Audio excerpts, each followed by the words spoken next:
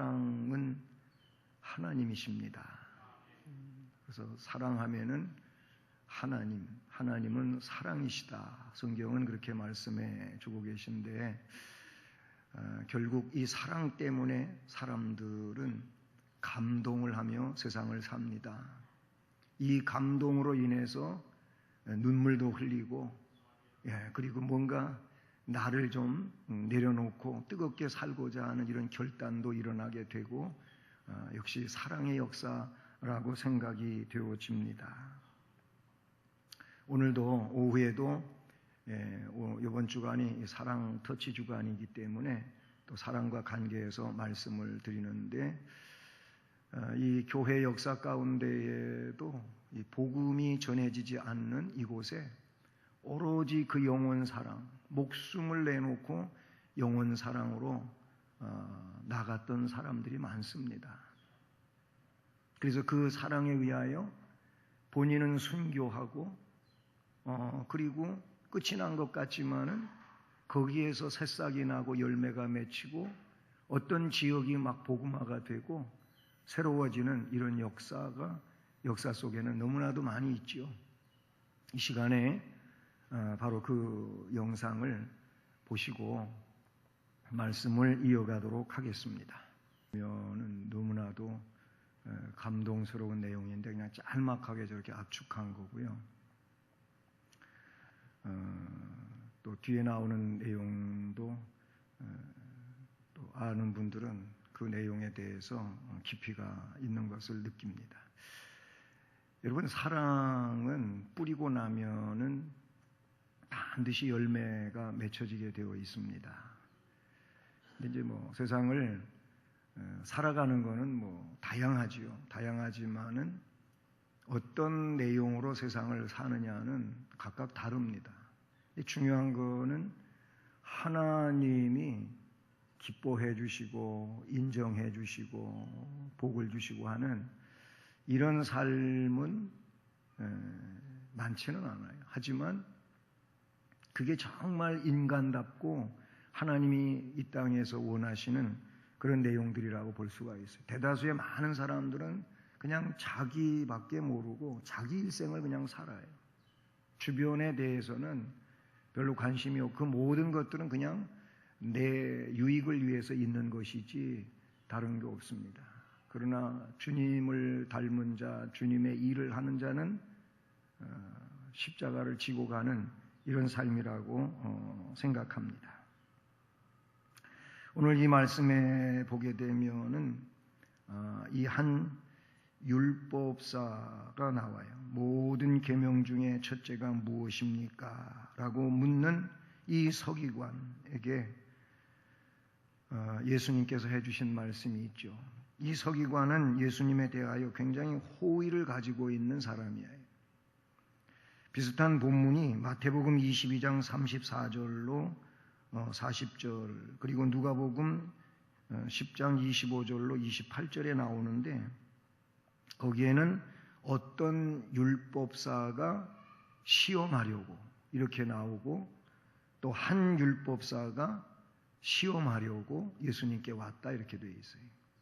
그러니까 마태복음이나 누가복음은 예수님을 시험해서 그 예수님을 궁지에 몰기 위해서 온 율법사였지만은 오늘 본문의 내용은 좀 달라요. 이 서기관은 예수님을 굉장히 좋은 분으로 혹은 호의로 대하면서 찾아온 자지요. 예수님도 이 율법사에 대해서 좋게 평가하시죠. 하나님 나라에서 너는 멀지 않다 이렇게 표현했는데 결국 이 내용은 하나님 나라에 갈 수 있는 이런 심령이라고 표현하신 내용이라고 볼 수가 있어요. 예수님께서 그에게 첫째는 내 마음을 다하고 목숨을 다하고 뜻을 다하고 힘을 다하여 주 너의 하나님을 사랑하라. 이것이 첫째가 되는 계명이다. 하나님 사랑. 둘째는 네 이웃을 네 자신과 같이 사랑하라 하고 두 번째 내용을 말씀을 해 주시죠. 예수님께서 이렇게 대답하신 것은 십계명을 크게 둘로 나누었다고 볼 수가 있습니다. 하나님 사랑과 이웃 사랑, 1계명에서 4계명까지, 그리고 5계명에서부터 10번째 계명까지는 부모를 위시해서 세상에 함께 살고 있는 이웃에 대하여 너 자신을 사랑하는 것처럼 그들을 사랑하라, 이렇게 말씀을 해 주시죠. 예수님께서는 모든 계명을 사랑으로 통쳤습니다. 그러니까 10가지 계명이 있든 400개가 넘는 계명이 있든 600개가 넘는 계명이 있든, 계명이 613가지라고 율법학자들은 이야기하잖아요, 성경에. 613가지, 그것도 이제 365개와 248개로 나누는데, 365개, 248개는 이게 인체의 숫자라고 그럽니다. 더 많이 세분하면 더 많겠지만은 크게 나눠서 인체가 248가지 그런 지체 수를 가지고 있다 그래요. 그래서 248개가 되는 인체, 우리의 몸의 전체를 가지고 365일 동안 하나님을 사랑하라, 이웃을 사랑하라, 이게 율법의 전체적인 내용이라고 말하고 있는 것이지요. 하나님과의 이 종교적 관계는 이 종적 관계라 그러죠. 그러니까 수직적인 관계인데 그것은 종교와 신앙이라고 볼 수가 있어요. 그리고 인간과의 이 횡적인 관계는 도덕과 윤리라고 볼 수가 있어요. 종교와 도덕의 핵심은 그런데 사랑으로 압축시켜 놓고 있다라는 겁니다. 그래서 사랑하는 사람은 하나님 안에 있는 것이고 사랑하지 않는 사람은 하나님 밖에 있는 것이라고 오전 예배에서 드린 말씀이지 않습니까?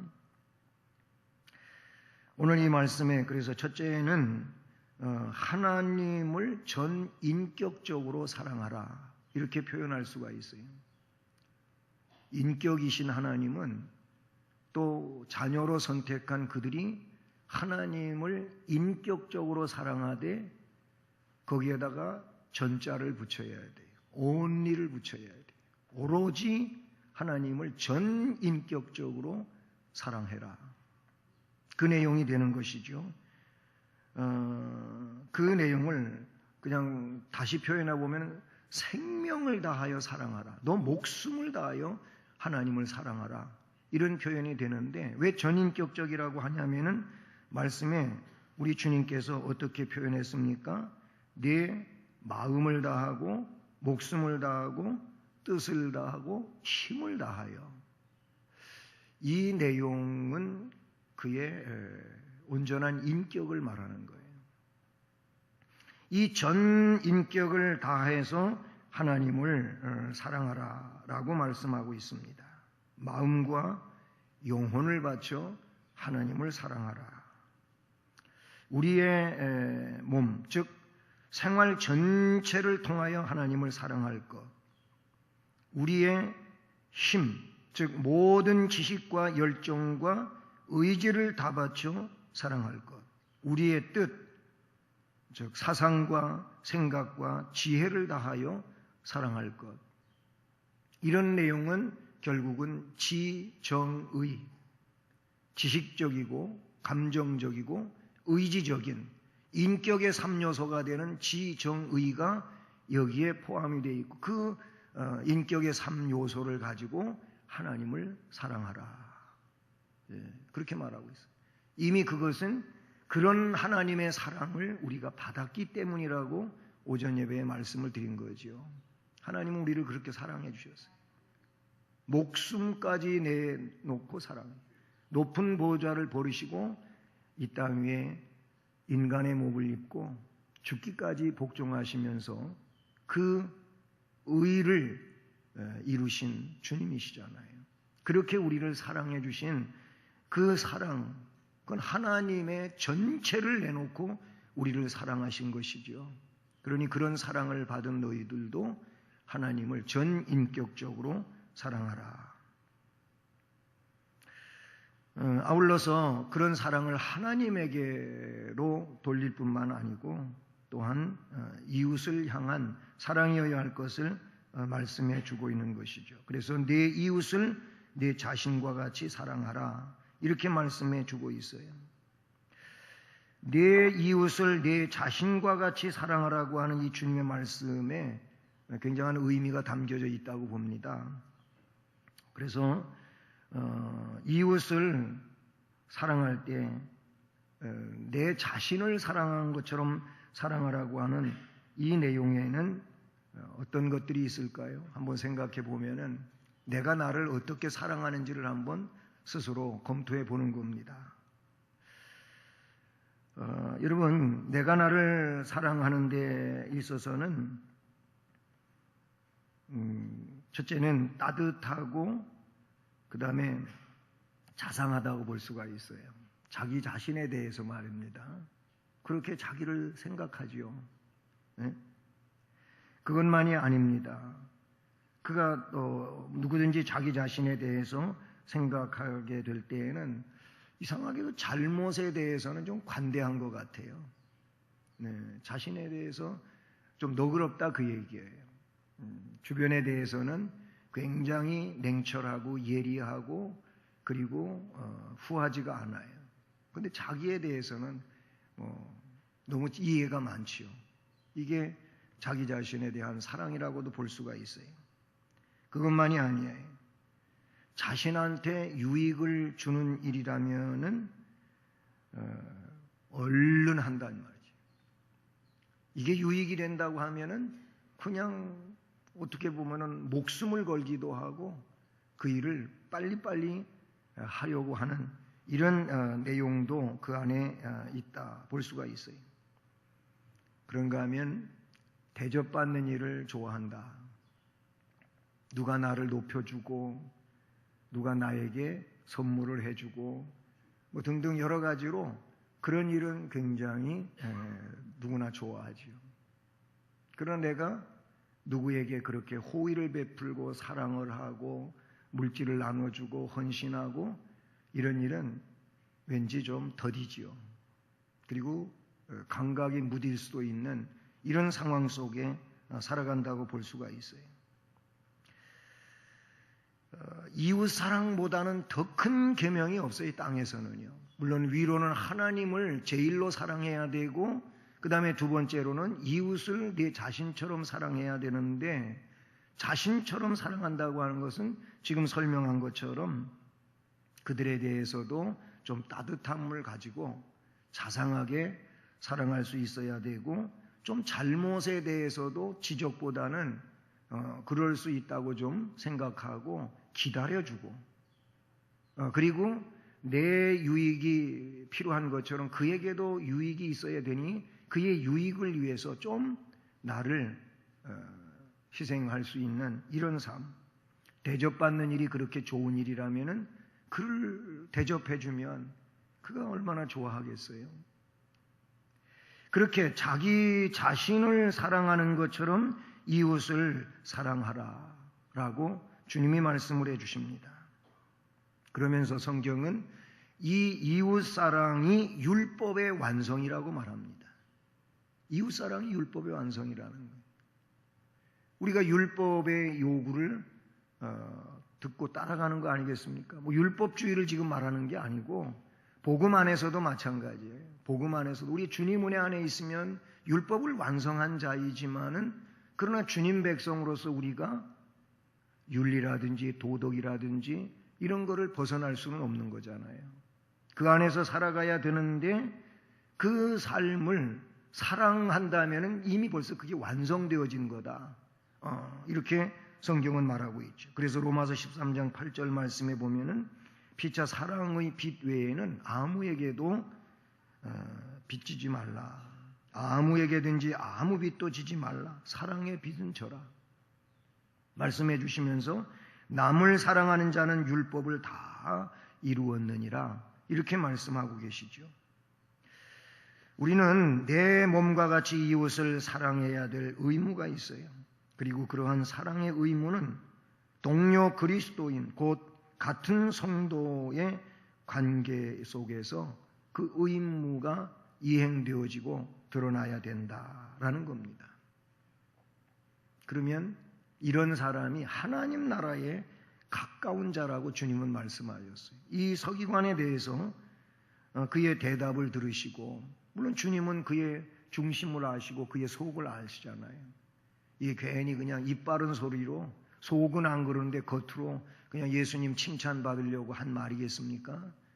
예수님은 못 속이잖아요. 예수님은 속일 수는 없잖아요. 예수님은 그 중심을 아시고 그의 진심을 아시고 그의 진실이 뭔지도 알고 계시기에 예수님이 그를 향하여 하신 말씀을 보면 알 수가 있어요.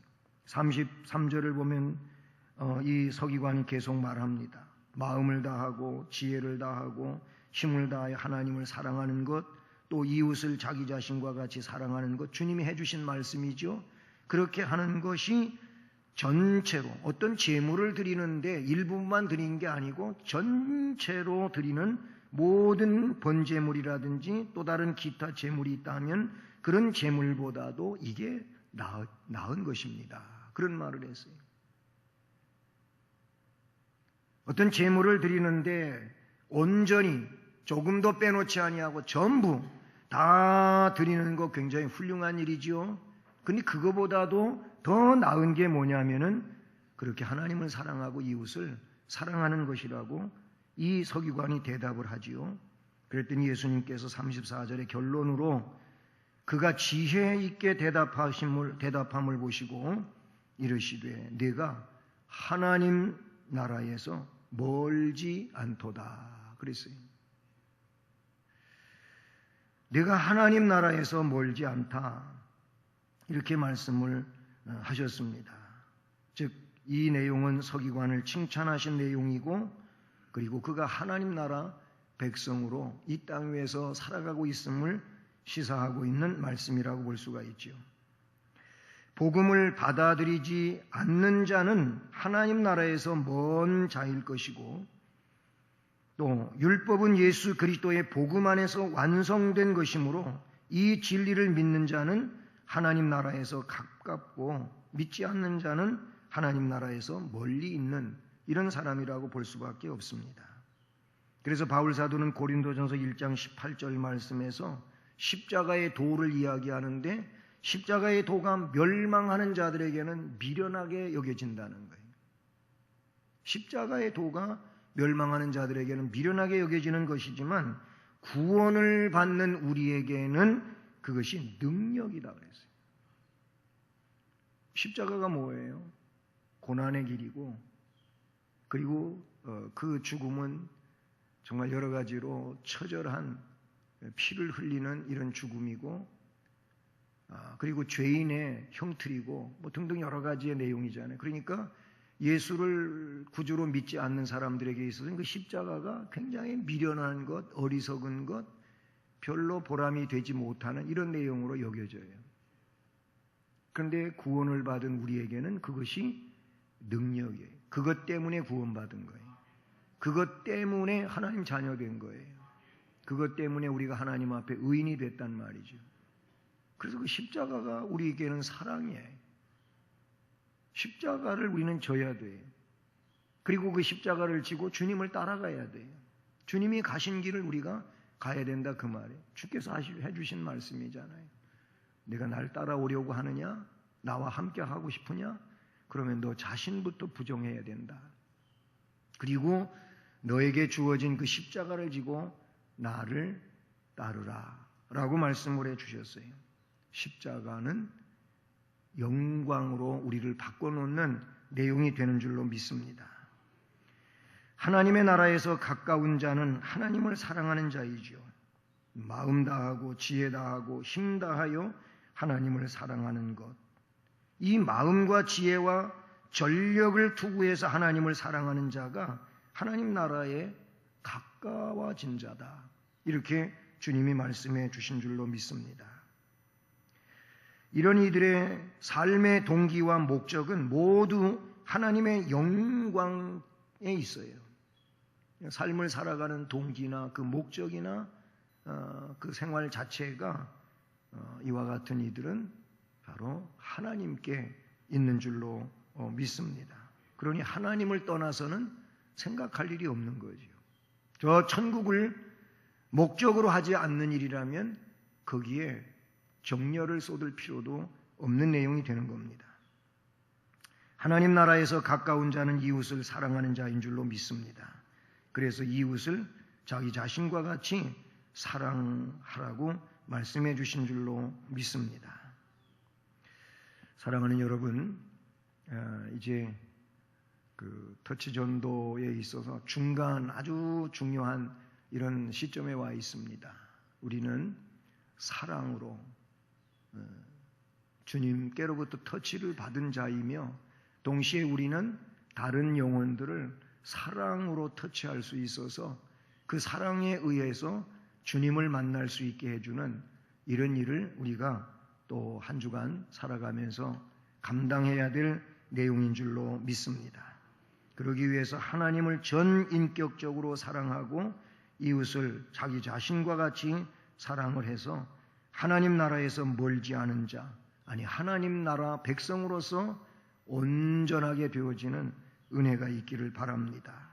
즉 하나님 나라에 들어가는 바른 신앙 고백 그리고 바른 증언을 가지고 또 한 주간을 살면서 하나님 앞에 영광을 돌려드릴 수 있는 은혜자가 되기를 주님의 이름으로 축복합니다.